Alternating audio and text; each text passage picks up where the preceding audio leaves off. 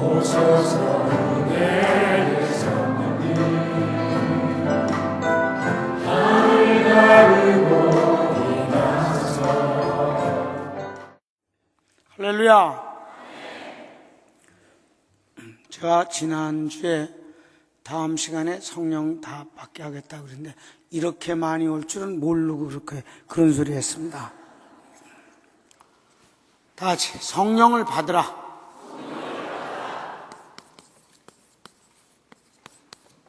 흑판도 바꿨어요.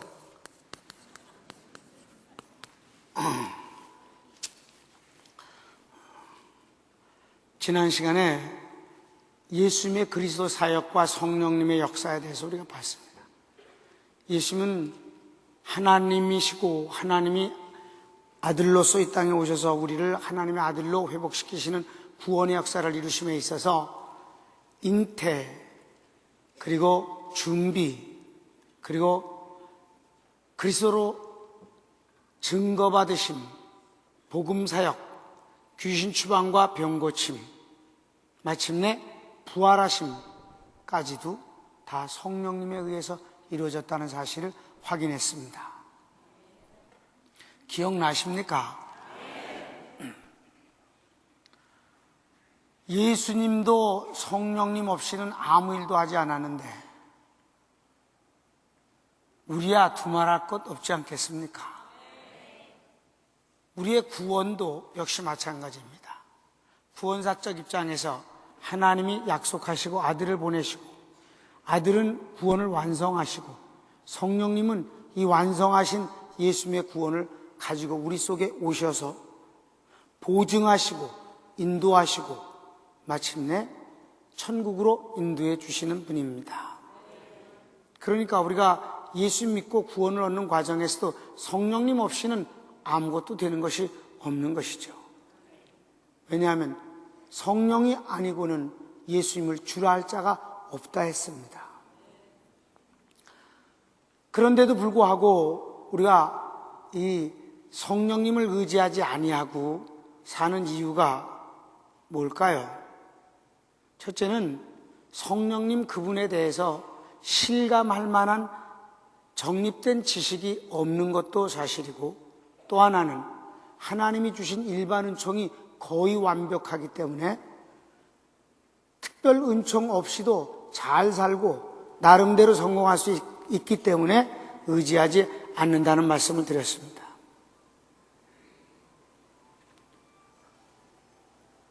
오늘 이 성령 충만함을 받기 위해서 우리가 조금 실감하기 위해 구약의 다윗과 솔로몬의 비유를 하겠습니다.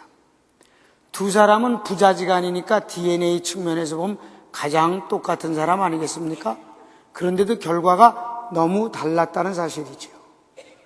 일반 은총적인 면에서 보면 다윗과 솔로몬이 다 훌륭해요. 다윗도 시도 잘 쓰고 음악도 잘하고 용기도 있고 아주 모든 면에서 성실하고 대단한 사람입니다. 그러나 일반 은총적인 면에서 다윗보다 하나님에게 더 큰 선물을 받은 사람이 솔로몬 아닙니까? 솔로몬이 20살의 왕이 되면서 아버지와는 비교될 수 없는 자의 그 연약함과 분별력과 능력의 부족함을 인해 하나님 앞에 지혜를 구했더니 하나님이 내가 장수도 부여도 그 외 모든 권력도 구하지 아니하고 지혜를 구했으니 내가 정말 전무후무한 지혜를 주겠다. 그리고 부와 영광도 주겠다. 해서 저는 일반 은총적인 면에서는 전무후무, 성경에 전무후무란 단어를 별로 안 쓰는데 솔로몬은 전무후무한 지혜자입니다. 그러니까 그 전에도 그 이후에도 솔로몬만큼 지혜로운 사람은 없었어요. 열왕기 4장을 보면요, 그가 얼마나 지혜로웠는지 식물부터 곤충, 동물에 이르기까지 모르는 것이 없었다 그랬습니다. 그런데 결과는 어떻게 됐습니까?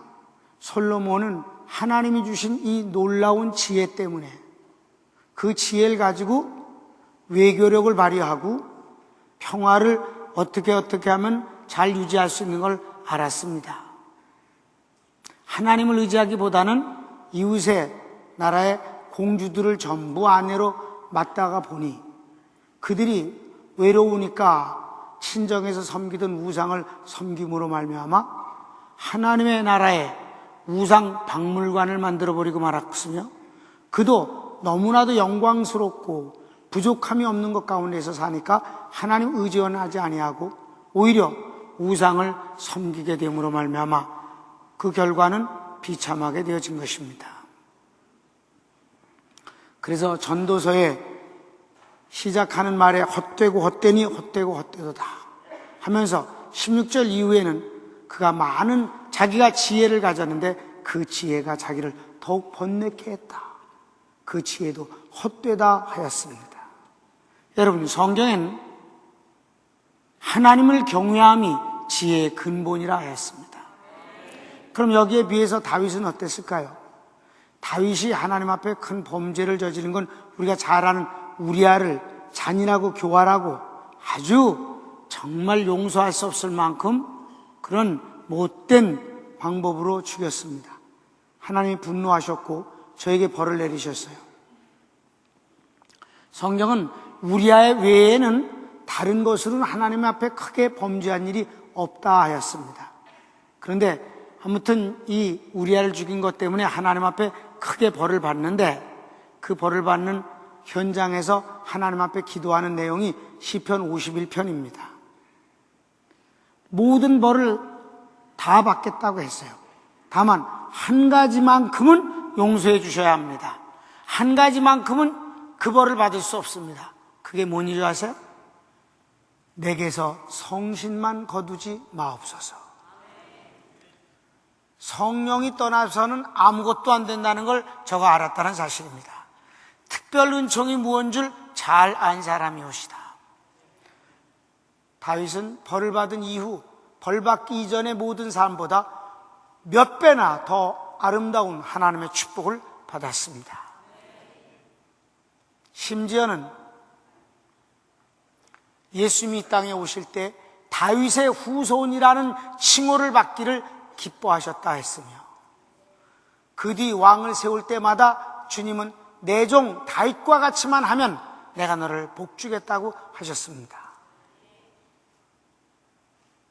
자, 여러분, 특별 은총과 일반 은총의 차이점 조금 실감됩니까?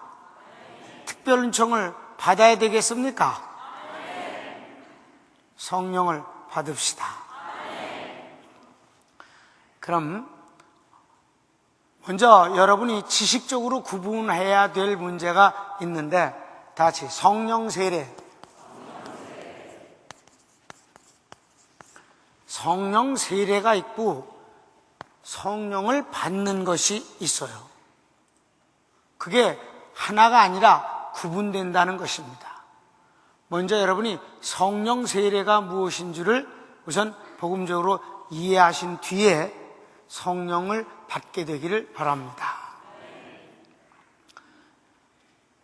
먼저 성령 세례 전에 세례만을 봤을 때 세례는 뭐냐 하면은 다 같이 신앙 고백. 세례는 신앙 고백입니다. 세례는 세 가지가 있다고 그랬어요. 첫째, 요한의 세례입니다. 요한의 세례는 뭘까요? 회개의 세례입니다. 회개를 하려면 뭐가 필요할까요? 죄가 필요합니다. 나는 죄인입니다. 심판을 이미 선고받았습니다. 이 심판에서 벗어날 방법이 없습니다. 내게는 누군가가 구원해 줄 분이 필요합니다. 하나님 나를 구원하셔야 합니다. 이 회개가 바로 요한의 세례입니다. 그래서 회개 안 하고 요한의 세례를 준다는데 하면서 구경을 나왔던 사람들이 있어요. 바리새인들, 또 제사장들. 요한한테 아주 지독하게 욕먹었어요. 이 독사의 새끼들아, 누가 너희를 가르쳐서 임박한 진로를 피하라고 하더냐. 너희가 속으로 나는 아브라함의 자손이라고 말하지 말라. 하나님은 이 돌멩이 갖고도 아브라함 자손 만들 수 있느니라. 너희는 회개에 합당한 열매를 맺고 오라. 다시 말하면 나는 죄인입니다. 나는 심판을 이미 선고받았습니다. 피할 방법이 없습니다. 누군가가 구원을 해줘야 합니다. 그렇게 오라. 만일 회개치 아니하면 이미 도끼가 나무 뿌리에 얹혀 있으니 회개치 않는 자는 찍어서 불에 던지운다. 회개의 세례입니다. 왜냐하면 회개는 방향 전환을 말하니까 요한은 두 마디뿐이 안 했습니다. 회개하라, 천국이 가까웠느니라. 내 뒤에 오시는 이, 그는 성령으로 세례를 주시는 분이시다. 아멘. 두 번째 세례가 뭐예요? 예수님의 이름으로 받는 세례죠. 그러니까 우리가 물로 세례받은 것이다 이것입니다. 그렇습니까? 그건 뭐예요? 구원을 받았다는 고백입니다. 아멘. 여러분, 세례 받아야 구원 받습니까? 아니죠. 예수님은 믿었는데 어쩌다 보니까 세례를 받지 못하고 그냥 갑자기 떠났어요. 구원 받았어요? 안 받았어요? 구원과 아무 상관없는 거예요. 세례는 그냥 공적 고백일 뿐입니다. 그러니까 구원받은 사람이 세례를 받는 것이지 구원받으려고 세례받는 건 아닙니다. 그러니까 예수의 이름으로 받는 것은 그리스도와 연합되어졌다. 곧 구원받았음을 고백하는 세례입니다. 그 다음에 바로 오늘 말씀을 드리는 이 성령 세례라는 것이 있단 말입니다. 여러분, 요한이 성경을 한번 이제 우리 찾아볼까요? 뭐라고 그랬는가? 요한이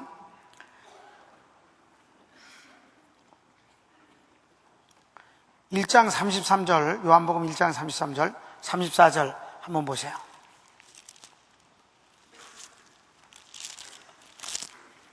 요한이 예수님을 증거할 때 한 소리인데, 나도 저가 누구인지 알지 못했는데 나에게 물로 세례를 주라 하신 하나님이 내가 말씀하시기를 누구든지 성령이 그에게 임하시는 걸 보면 그가 바로 그인 줄 알라 하기로 내가 보니 라고 그랬어요. 그죠? 자, 33절 말씀 시작. 나도 그를 알지 못하였으나 나를 보내어 물로 세례를 주라 하신 그이가 나에게 말씀하시되 성령이 내려서 누구 위에든지 머무는 것을 보거든 그가 곧 성령으로 세례를 주는 이인 줄 알라 하셨기에 내가 보고 그가 하나님의 아들이심을 증거하였노라. 아멘. 그러니까 세례 요한이 평소에 회개하라 천국이 가까우니라 내 뒤에 오시느니 그분은 성령으로 세례를 주시는 분이시다.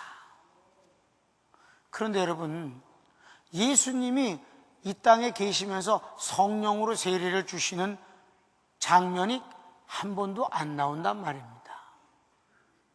그렇죠? 오히려 사도행전 1장 5절을 다 같이 보세요.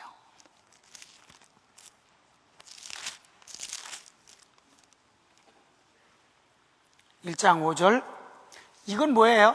여러분 찾으면서 들으세요. 예수님이 승천하시는 자리에서 말씀하시는 거예요. 제자들이 언제 오시겠습니까? 물을 때 대답하시는 거예요. 너희는 알 바 아니라고 그랬습니다. 그러면서 하시는 말씀이에요. 1장 5절 시작. 요한은 물로 세례를 베풀었으나 너희는 몇 날이 못 되어 성령으로 세례를 받으리라 하셨느니라. 그러니까 세례 요한이 성령으로 세례를 주시는 분이라고 그러더니 예수님은 성령으로 세례를 주시지도 아니하고 승천하시는 자리에서 몇 날 못 되면 성령으로 세례를 받는다 하셨다 이 말입니다. 그런데 암만 그 뒤에 읽어서 요한계시록 20장까지 다 끝까지 읽어도 성령 세례를 주신다는 장면이 안 나온단 말입니다. 그래서 성령 세례에 대해서 잘 모르거나 오해를 하는 경우가 있는 것입니다. 그 뒤에는 성령 세례라는 말도 안 나온단 말입니다. 그럼 예수님이 그렇게 말씀하셨는데 이건 어떻게 된 것인가? 세례는 뭐라 그랬어요? 고백이라고 그랬습니다. 성령 세례는 성령님 그분이 혼자서 우리 가운데 역사하시는 것이에요. 아멘. 그러니까 오순절날이 아주 중요한 것입니다. 여러분, 오순절날 성령이 오셨지요? 그때 제자들은 성령을 받는 체험만 했어요. 그래서 방언을 말하고 방언 통역이 되어지고 그랬습니다. 그런데 하나님 편에서 하신 일이, 하나님 혼자서 하신 일이, 큰 일이 두 가지가 있어요. 그게 첫째는 다 같이 교회를 세우신 것이에요.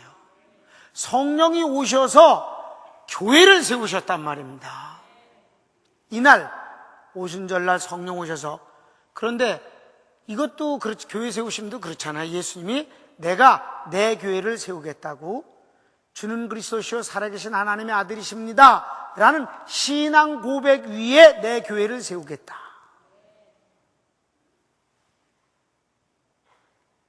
여기서 이 반석 위에 라고 했을 때 헤페트, 여성 명사를 썼어요. 그러니까 베드로가 아니에요. 베드로는 남자잖아요. 그러니까 여기에 반석은 주는 그리스도시요 살아계신 하나님의 아들이십니다라는 신앙 고백 위에 세우는 것이에요. 그런데 주는 그리스도시요 살아계신 하나님의 아들이십니다라는 고백은 성령님이 아니고는 할 수가 없는 거예요. 여러분, 예수님이 이 땅에서 당신이 그리스도란 말씀을 한 번도 안 하셨습니다. 그러면 예수님이 그리스도이심을 증거하시는 분은 한 분뿐이 없어요. 성령님이십니다. 베드로가 주는 그리스도시요 살아계신 하나님의 아들이십니다 라고 고백했을 때, 마태복음 16장 16절 이후의 말씀이 아닙니까? 주님이 너 똑똑하다, 믿음 좋다 그러지 않았어요. 넌 복이 있도다. 이를 내게 알게 하는 내가 아니다. 하나님이 내게 알게 하셨다. 어떻게? 성령님을 통해서. 아멘. 자, 다시 돌아갑시다. 오순절날 예수님이 내 교회를 세우시겠다고 그랬을 때 성령님이 오셔서 교회를 세우셨는데, 성령님께서 교회를 어디다 세우신다? 이 반석 위에 세우신다. 주는 그리스도시요 살아계신 하나님의 아들이십니다라는 고백 말입니다. 그럼 이 고백을 하게 하시는 게 뭐냐? 성령님이 오셔서 가능한 것이에요. 아멘. 그걸 성령 세례라 하는데, 오순절날 바로 성령 세례를 받고 교회를 세우시고, 그리고 성령을 받게 하신 일, 세 가지가 동시에 일어나는데, 바로 사람들이 체험한 건 성령을 받은 것만 체험된 것입니다. 하나님이 하신 것은 교회를 세우시고, 곧 성령 세례를 주시고, 그리고 그 위에 교회를 세우시고. 그러니까 교회 세웠다는 것도 한 군데도 없거든요, 성경에. 그런데 5장 11절 가보면 교회가 이 소식을 듣고 두려워하였다. 교회 세워졌네? 9장 31절 보면 예루살렘과 유다와 사마리아에 있는 모든 교회가 평안하에 든든히 서가고 성령의 위로로 부흥된다고 그랬습니다. 그러니까 하나님이 혼자서 하는 일이 많거든요.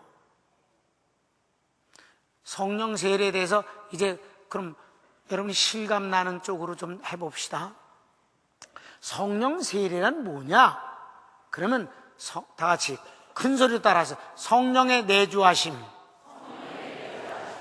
내주입니다. 내 영 속에 영원토록 와서 떠나지 아니하시고 오심, 바로 그거를 성령 세례라 하는 것입니다. 요한복음 7장 37절을 찾아보실까요? 여러분이 오늘 성령 받는다고 그러더니 빨리 안수 안 하고 뭐 이렇게 복잡하게 자꾸 저러나. 여러분이 제가 고맙습니다. 여러분, 저는 말씀 더 이상은 절대 오버하지 않습니다. 그냥 성경에 있는 것만 증거합니다. 그리고 그것으로 충분하고도 충분합니다. 요한복음 7장 37절을 찾으셨어요? 자, 다 같이 읽을까요? 시작. 명절 끝날 곧 큰 날에 예수께서 서서 외쳐 가라사대 누구든지 목마르거든 내게로 와서 마시라. 나를 믿는 자는 성경의 이름과 같이 그 배에서 생수의 강이 흘러나리라 하시니 이는 그를 믿는 자의 받을 성령을 가리켜 말씀하신 것이라. 예수께서 아직 영광을 받지 아니하신 고로 성령이 아직 저희에게 계시지 아니하시더라. 이거 상당히 충격적인 성경 구절이에요. 여러분, 이미 성령님은요 창조 때부터 역사하셨고 구약에서도 모든 제사장, 선지자들 그리고 왕에게 임하셨습니다. 믿습니까? 그들은 다 성령에 의해서 일했습니다. 그런데 갑자기 아무에게도 성령이 계시지 않다고 하시는 말씀이 도대체 무엇을 말하는 것일까? 그리고 가로치고 그 이유를 아직 그분이 영광을 받지 아니하신 고로. 영광을 받지 않았다는 건 뭘까요? 예수님 십자가에 죽으시고 부활하시고 승천하셔서 하나님 보좌 우편에 앉아 계심을 영광을 받았다고 그러지 않습니까? 그러지 않으셨기 때문에 성령이 계시지 않더라는 거예요. 이게 뭘까요? 예수님이 완성하신 구원을 가지고 영원토록 계시는 내주를 의미하는 것입니다.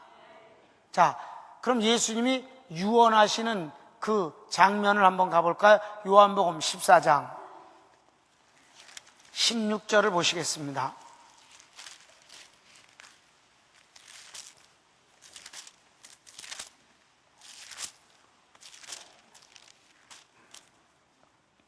다 같이 읽을까요? 시작. 내가 아버지께 구하겠으니 그가 또 다른 보혜사를 너에게 주사 영원토록 너희와 함께 있게 하시리니 저는 진리의 영이라. 세상은 능히 저를 받지 못하나니 이는 저를 보지도 못하고 알지도 못함이라. 그러나 너희는 저를 아나니 저는 너희와 함께 거하시며 또 너희 속에 계시겠음이라. 내가 너희를 고아와 같이 버려두지 아니하고 너희에게로 오리라. 조금 있으면 세상은 다시 나를 보지 못할 터이로되 너희는 나를 보리니 이는 내가 살았고 너희도 살겠음이라. 그날에는 내가 아버지 안에 너희가 내 안에 내가 너희 안에 있는 것을 너희가 알리라. 이거 예수님이 유언하시는 겁니다. 13장에 가룟 유다가 예수님 팔아먹으려고 떠났어요. 이제 예수님이 14장, 15장, 16장 3장을 말씀하시는데 왜 유언이라고 저는 표현하느냐 하면은 제자들이 다시는 주님의 말씀을 들을 기회가 없었으니까.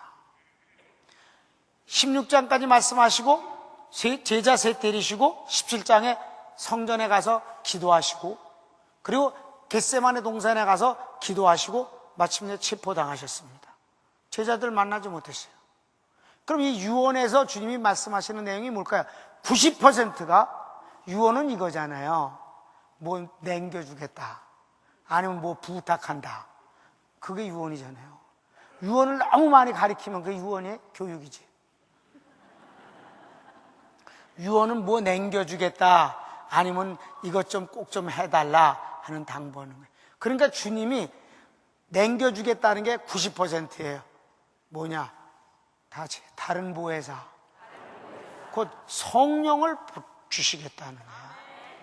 성령 보내주시겠다. 이게 90%예요. 지금 그거 할 시간이 없어요. 제가 오늘 할 말이 많거든요. 그리고 10%는 부탁하는 거예요. 다 같이 서로 사랑하라. 두 가지뿐입니다. 그러니까 포도나무의 비유도 맨 마지막엔 성령이 오시면 그렇게 된다는 말씀이었어요. 16장에선 그래도 제자들이 가지 말래 자끔 주님 죽는 게 자기네들의 손해라고 생각하니까.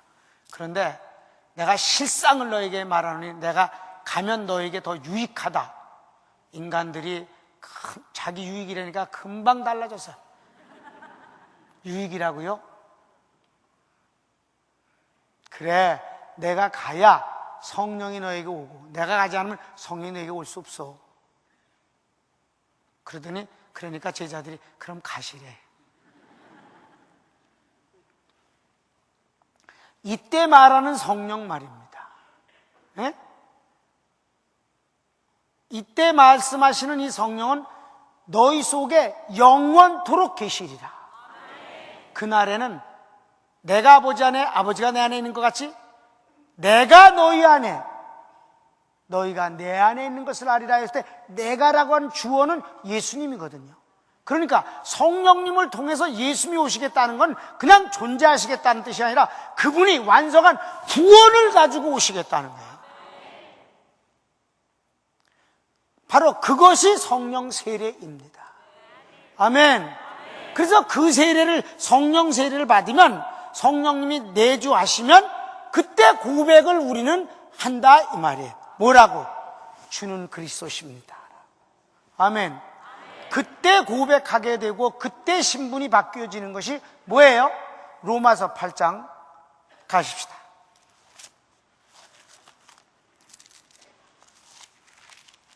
여러분, 이렇게 정확하게 이해한 뒤에 성령 받기를 원하면 정말 간단하고 아주 쉽게 받을 수 있어요.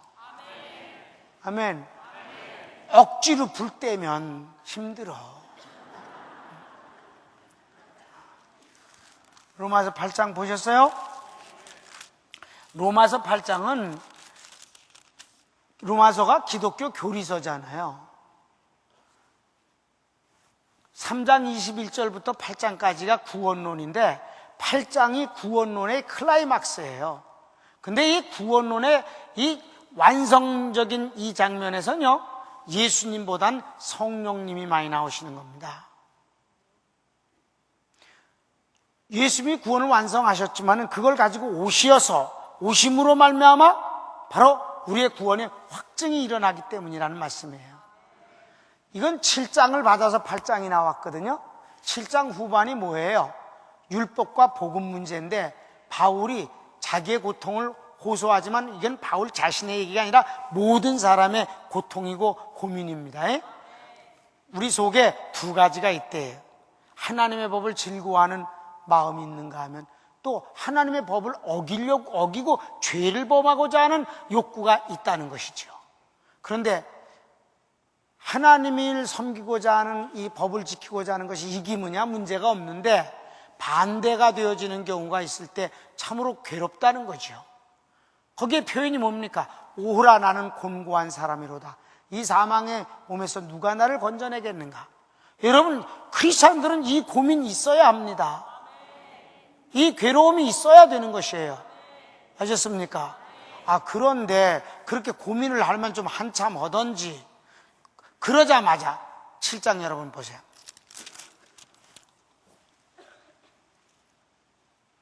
7장의 마지막 부분을 보면 말이에요. 25절을 다 같이 읽으실까요? 시작. 하나님께 감사하리로다.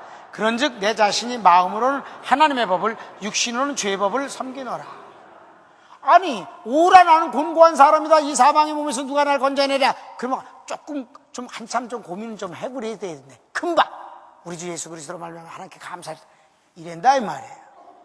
그리고 8장 1절이 나오네요. 시작. 그러므로 이제 그리스도 예수 안에 있는 자에게는 결코 정죄함이 없나니 이는 그리스도 예수 안에 있는 생명의 성령의 법이 죄와 사망의 법에서 너희를 해방하였습니다. 줄입시다. 줄여. 성령이 우리를 죄와 사망의 법에서 해방했다.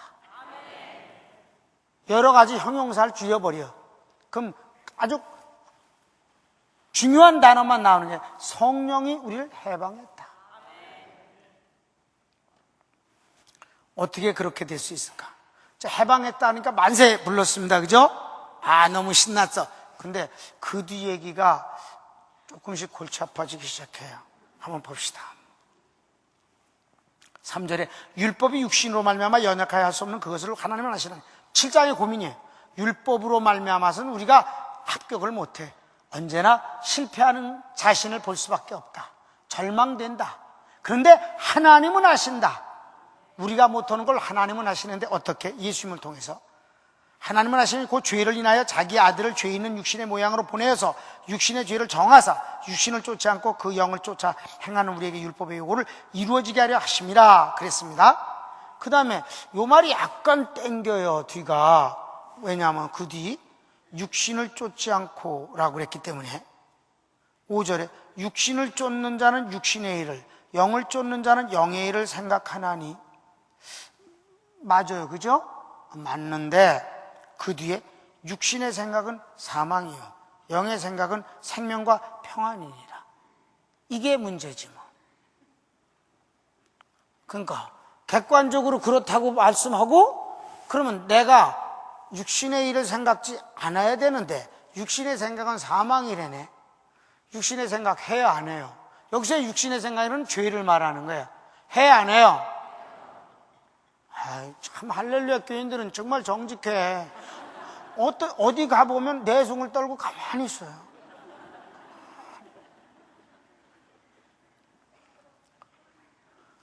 노상어잖아요, 사실은.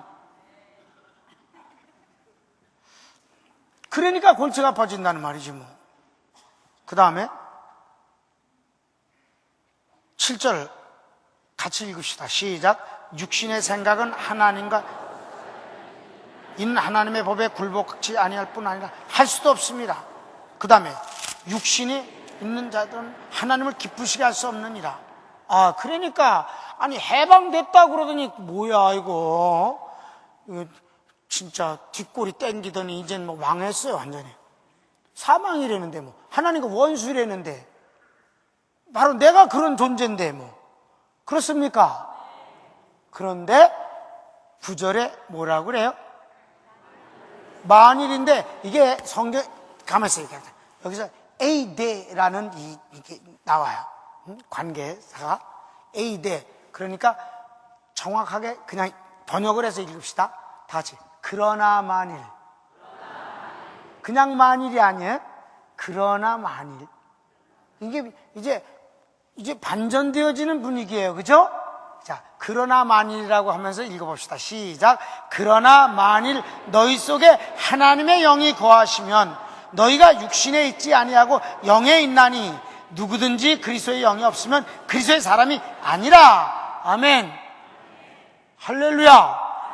육신의 생각을 하던 말던 그게 중요한 게 아니라 영에 속한 사람과 육에 속한 사람의 구분법은 이런 것이란다. 그러나 만일 내가 그런 육신의 생각을 하더라도 만일 여기서는 성령을 하나님의 영이라고 그랬어요. 하나님의 영이 너희 안에 거하시면. 아멘. 그러니까 하나님의 영이라는 표현을 쓸 때는 이건 절대적인 것이에요. 반론을 제기할 수 없는 거예요. 그래서 그 뒤에도 뭐라 했어요? 만일 하나님이 우리를 위하시면 누가 우리를 대적하리요? 의롭다 하신 이는 하나님이시니 누가 우리를 정죄하리요? 절대권이란 말이에요. 그래서 여기서 하나님의 영이 성령이 거하시면 너희는 육신에 속한 자가 아니라 영에 속한 자니라. 또 하나 그리스도의 영이 없으면 그리스도의 사람이 아니라. 뒤집자고요. 누구든지 그리스도의 영, 성령을 여기서는 그리스도의 영이라 그랬어요. 구원하시는 이의 영이에요. 그리스도의 영이 있는 사람은 그리스도의 사람이니라. 곧 크리스찬인데 구원받은 사람이니라. 그리스도에게 속한 사람이니라. 여러분, 그러니까 성령이 계신 것과 안 계신 것의 차이가 그거라는 것이죠. 구원받았습니까? 라고 물으면 간단하게 대답하는 것입니다. 나는 성령이 계십니다. 아멘. 당신은 영에 속한 사람입니까? 그렇습니다. 하나님의 영, 성령이 계십니다. 당신은 그리스도인입니까? 그렇습니다. 그리스도의 영, 곧 성령이 계시기 때문입니다. 여러분, 우리가 우기는 게 아니에요. 구원론의 절정인 로마서 8장이 말씀하고 있는 거예요. 그렇기 때문에 뭐라고 고백을 하느냐? 성령 세례를 받은 사람은 뭐라고 고백하게 되느냐? 15절 말씀. 8장 15절 말씀. 시작. 다시 두려워하는 종의 영을 받지 아니하였고 양자의 영을 받았으므로 아바 아버지라 부르짖느니라. 성령이 친히 우리 영으로 더불어 우리가 하나님의 자녀인 것을 증거하시나니. 아멘. 그러니까 믿지 않는 사람을 가리켜서 마귀 자식이라고 그래요, 성경에. 그 사람의 인격이 마귀 같다든가 행위가 마귀 같은 짓만 한다는 뜻이 아니에요.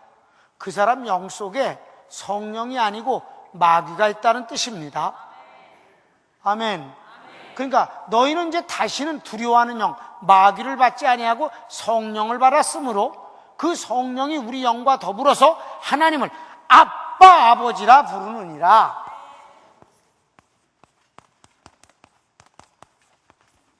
아빠 호파테르라고 그러는데 요거는 애가 아버지를 좋아해서 부르는 말입니다.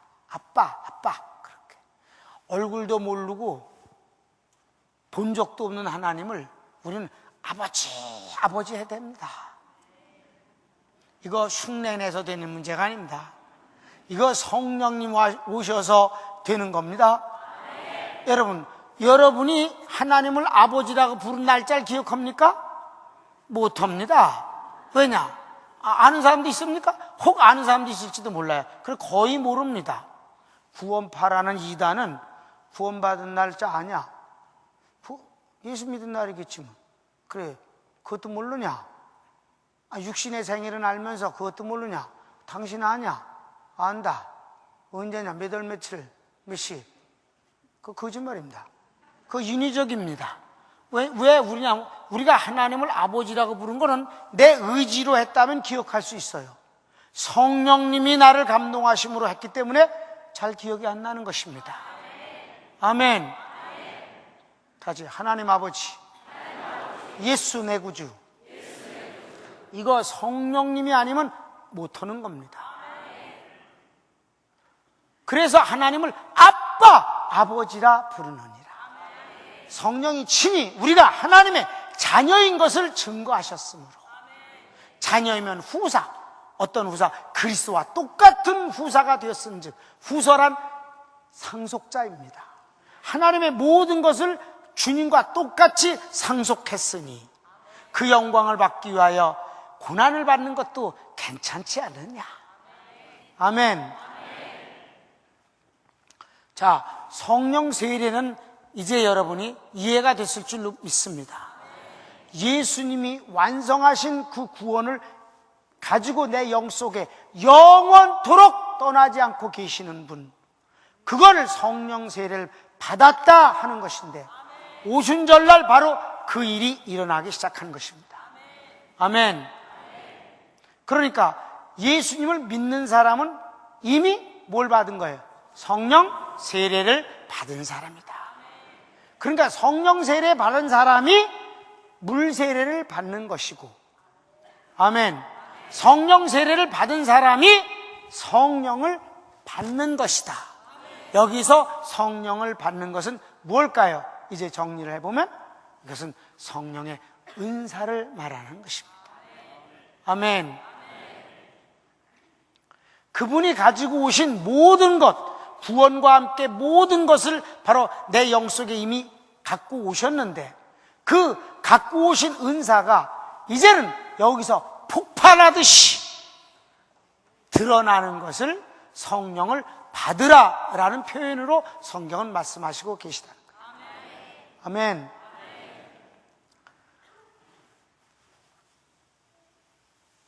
그러면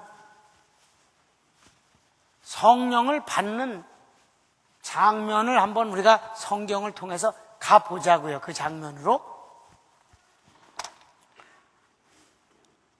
두말할 것도 없이 첫 번째는 오순절입니다. 사도행전 2장 1절 보십시다.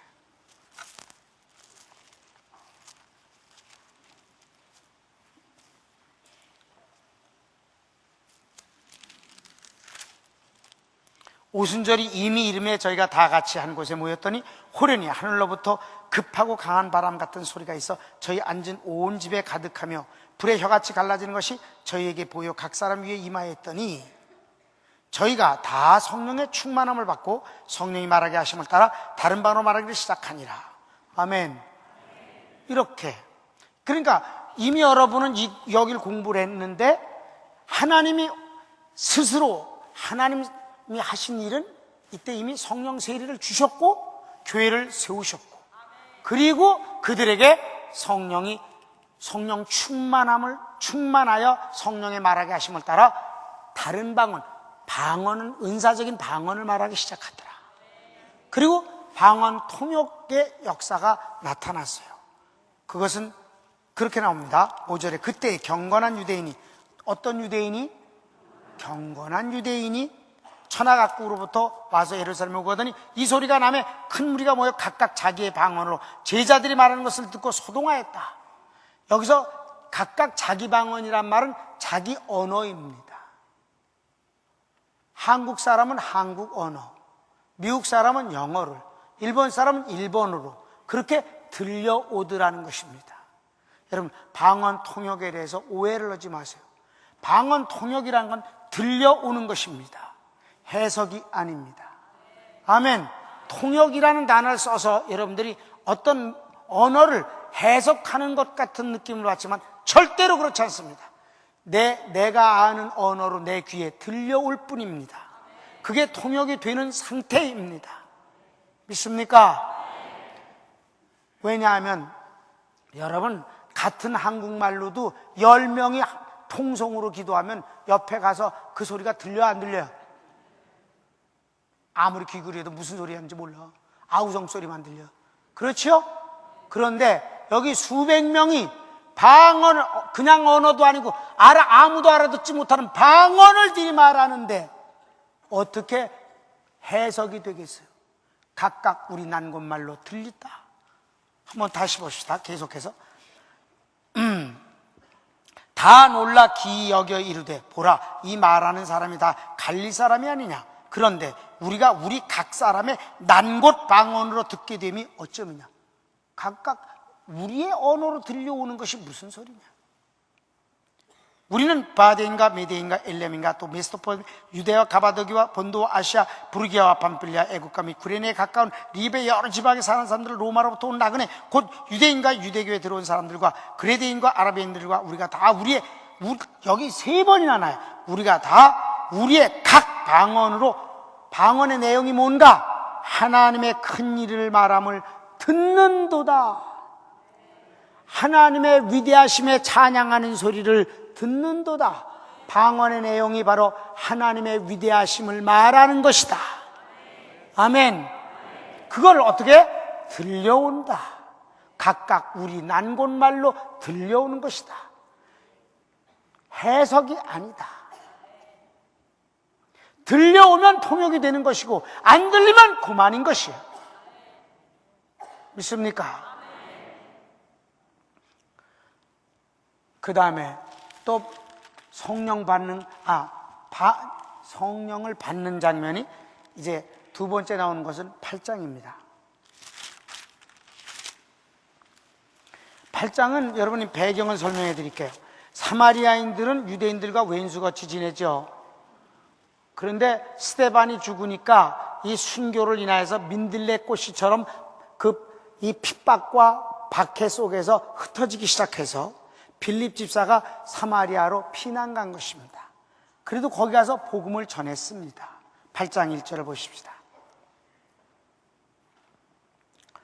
4절부터 8장 4절, 그 흩어진 사람들이 두루다니며 복음의 말씀을 전할 때 빌립이 사마리아 성에 내려가 그리스도를 백성에게 전파하니 무리가 빌립의 말도 듣고 행하는 표적도 보고 일심으로 그의 말하는 것을 쫓더라. 많은 사람에게 붙었던 더러운 귀신들이 크게 소리를 지르며 나가고 또 많은 중풍병자와 많은 안진뱅이가 나으니 그 성에 큰 기쁨이 있더라. 아멘. 자, 이랬으면 이들이 성령 세례 받았어요, 안 받았어요? 이미 받았습니다. 믿습니까? 성령 세례를 받았으니까 주님을 믿는 거니까. 그리고 이제 하나님의 은혜를 받는 것 아닙니까? 병들도 낫고 귀신 추방됐습니다. 그런데 저 밑에 14절에 예루살렘에 있는 사도들이 사마리아에도 하나님의 말씀을 받았다함을 듣고 베드로와 요한을 보내매 그들이 내려가서 저희를 위하여 성령 받기를 기도하니. 이는 아직 한 사람에게도 성령 내리신 일이 없고 오직 주 예수의 이름으로 세례만 받을 뿐이라라. 여러분, 예수의 이름으로 세례를 받았다는 것은 뭐가 전제되어야 될까? 성령 세례를 받았기 때문이다. 예수를 믿었으니까 세례를 받았으니까. 믿습니까?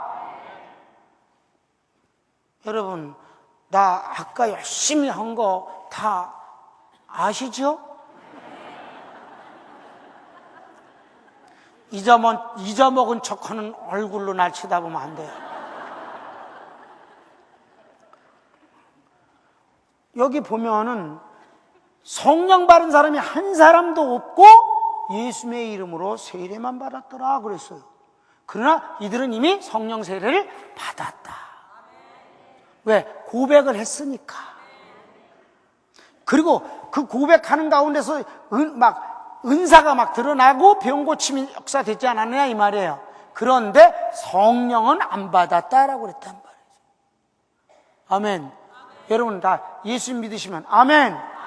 예수 믿었으니까 이 밤에 여기 와 앉아 있죠. 또 사모되니까 오셨죠. 뭐 받으려고? 성령 받으려고.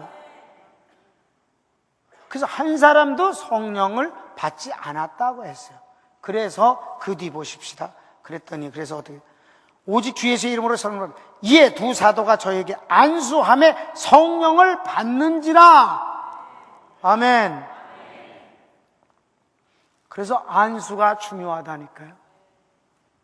빌립 집사가 있었지만은 사도들이 와서 안수함으로 성령을 받았다 했습니다. 위임된 권능입니다. 아멘. 그래서 다 사도겠느냐? 라고 교회 질서가 나오는 것이에요. 은사적인 면에서 직임이. 그래서 그 다음에 한 군데 더 봐요. 10장.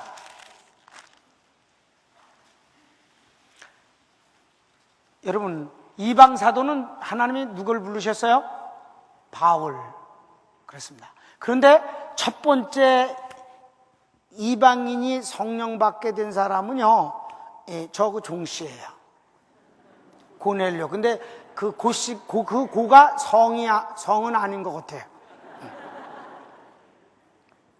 이 고넬료가 첫 번째 성령을 받게 되는데, 이 성령 받는 장면을 그 하나님이 베드로를 통해서 역사하셨어요. 참 하나님은 지혜로우셔요. 만약 이방인을 먼저 바울을 통해서 하셨으면은 바울이 일하는데 어려움 받아요. 왜? 베드로들이 안 받아들이니까. 그러니까 여러분 10장에 어떻게 됐어요? 하나님이 고넬료에게 먼저 말씀하셨어요. 내 기도와 구제를 하나님이 기억하신 바 됐다고. 너 저기 요바에 가면 이 가죽 장사하는 집에 시몬이라는 사람이 있으니까 그를 데려와라. 그가 너에게 이제 이를 말이 있다.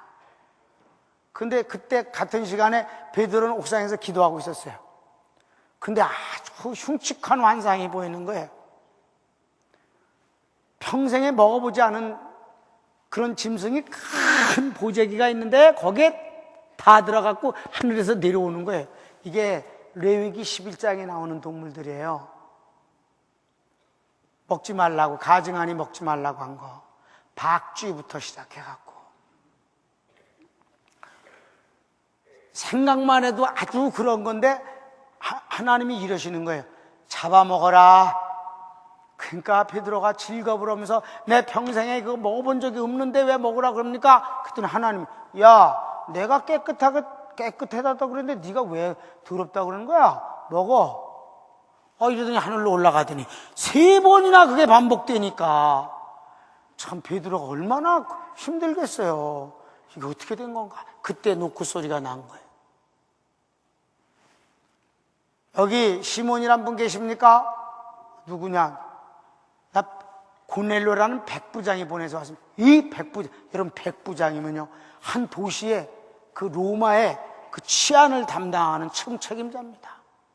인간의 생사여탈권을 갖고 있습니다. 베드로가 깜짝 놀라고 왜 날 보재요? 하여튼 모셔오래요. 그러니까 베드로가 약간 떠들어서 혼자 안 가고 같이 갔어요. 몇 사람 같이 갖고 고넬료 집에 도착했더니 고넬료가 넙죽 절을 놓는 거예요. 백부장이.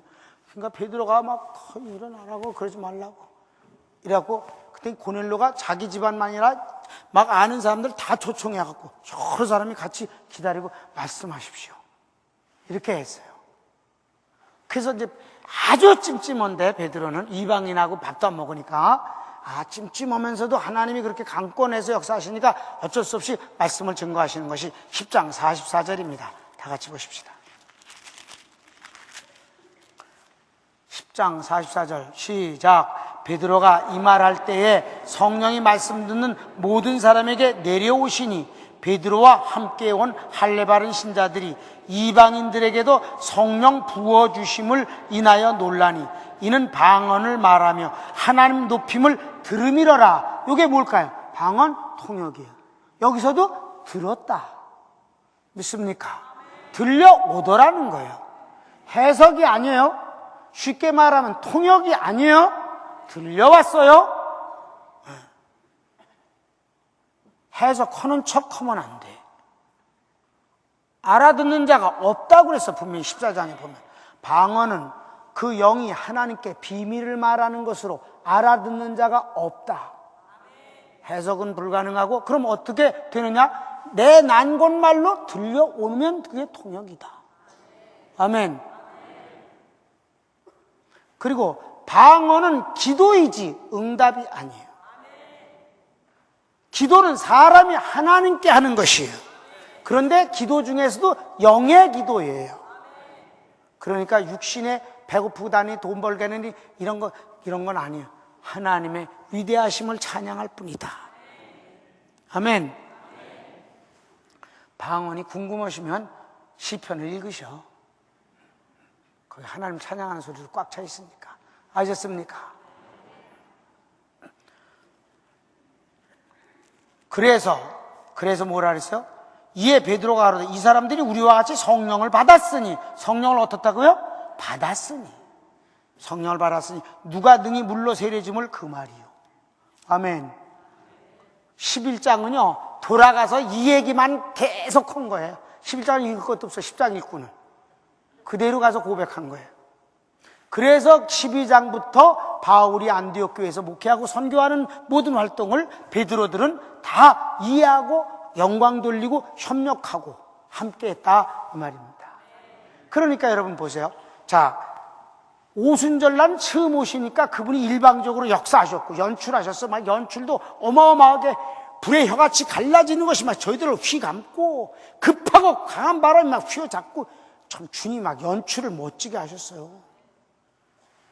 그런데 사마리아는 안수했어요. 여기 이방인 중엔 이건 하나님이 직접 안 하면 이게 안 되겠다 싶으니까 베드로가 말할 때에 성령님이 직접 역사하신 거예요. 믿습니까?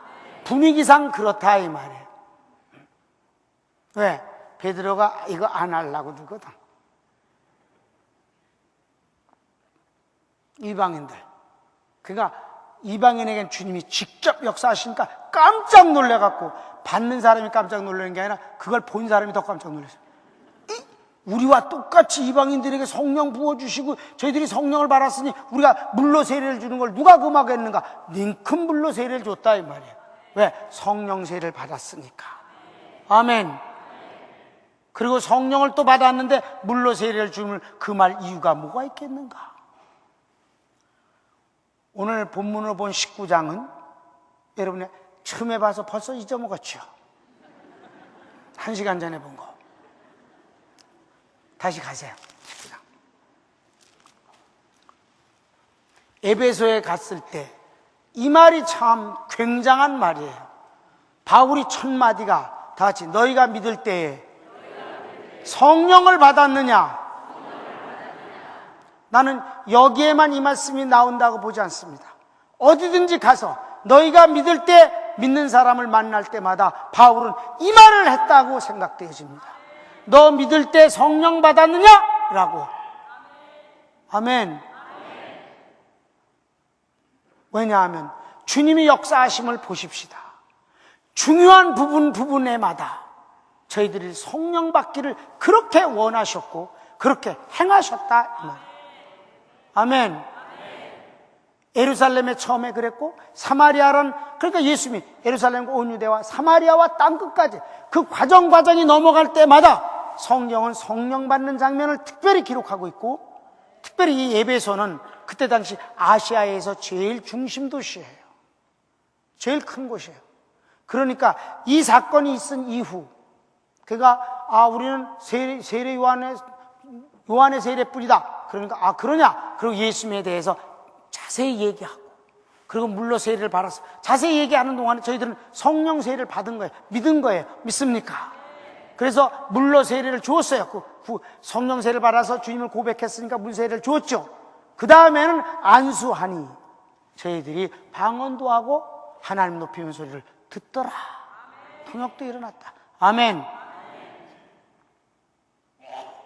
여러분, 이렇게 성경은 사도행전을 통해서 믿는 사람이 성령 세례를 이미 받은 사람이 그건 주님이 일방적으로 찾아오셔서 역사하신 것이니까 그 다음에는 바로 우리가 그분을 사모하고 그리고 그분이 원하시는 모습에서 그리고 그분이 주시는 성령을 받기를 원하신다는 것입니다.